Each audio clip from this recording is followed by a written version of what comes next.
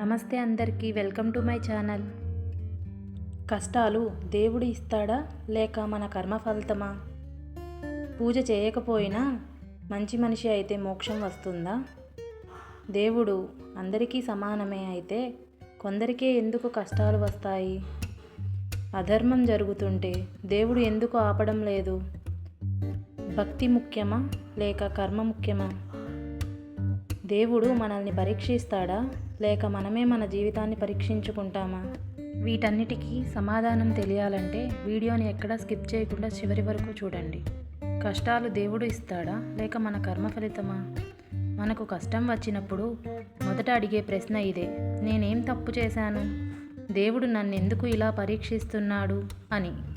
కానీ శాస్త్రాలు చెబుతున్నది ఏమిటంటే దేవుడు కష్టాలు ఇవ్వడు. మనమే చేసిన కర్మల ఫలితాలు సమయం వచ్చేసరికి ఎదురవుతాయి. దేవుడు చేసే పని శిక్ష ఇవ్వడం కాదు, ఆ కష్టాన్ని తట్టుకునే శక్తిని ఇవ్వడం.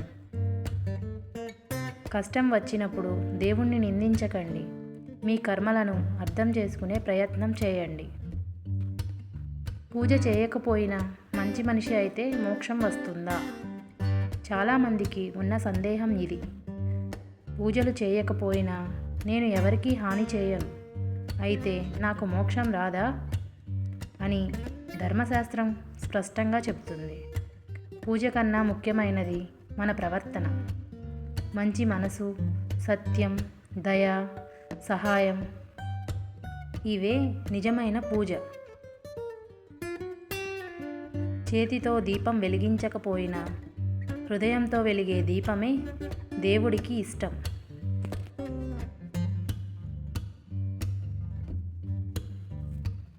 దేవుడు అందరికీ సమానమేనా? అయితే కొందరికి మాత్రమే ఎందుకు కష్టాలు?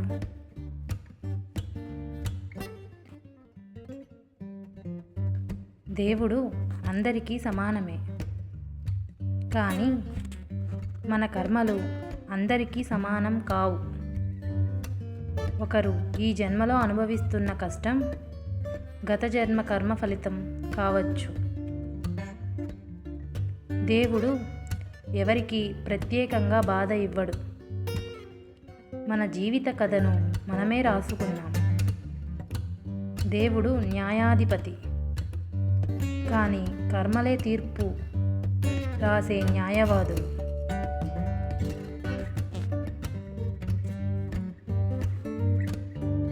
అధర్మం జరుగుతుంటే దేవుడు ఎందుకు ఆపడం లేదు? ఈ ప్రశ్న చాలా బాధతో వస్తుంది.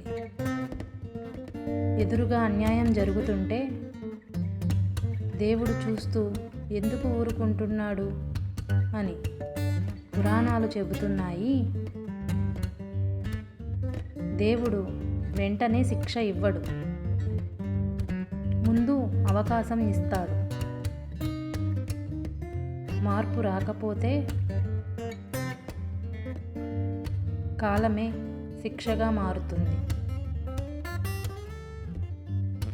దేవుడు ఆలస్యం చేయవచ్చు, కానీ న్యాయం తప్పక జరుగుతుంది.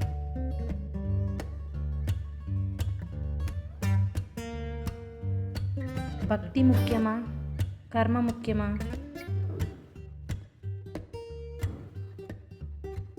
భక్తి అంటే దేవుణ్ణి నమ్మడం,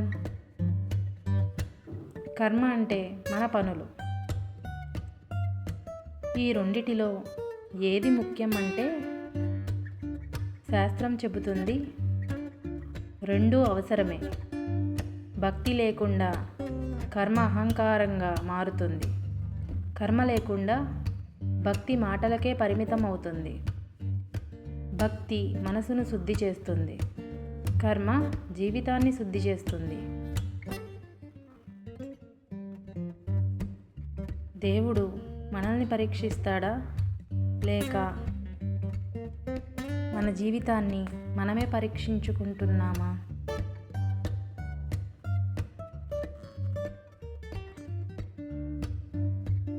ప్రతి సమస్య దేవుడి పరీక్ష కాదు, కొన్ని మన నిర్ణయాల ఫలితాలు. దేవుడు మనల్ని పడేయటానికి కాదు, మనం ఎంత బలంగా ఉన్నామో చూపించటానికి అవకాశం ఇస్తాడు. ప్రతి కష్టం ఒక పాఠం. అది నేర్చుకుంటే అదే వరం అవుతుంది. దేవుడు మనల్ని పరీక్షించడు, మనమే పరీక్షలో ఎలా నిలబడాలో నిర్ణయిస్తాం. మీకు ఈ వీడియో కనుక నచ్చితే ప్లీజ్ లైక్ చేసి, షేర్ చేసి, సబ్స్క్రైబ్ చేసుకోండి.